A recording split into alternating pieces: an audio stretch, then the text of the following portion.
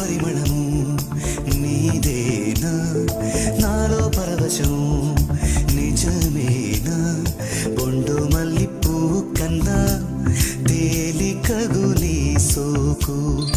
రెండు కళ్ళు మూసుకున్నా లాగు మరి నీ వైపు సొగసును చూసి పాడగా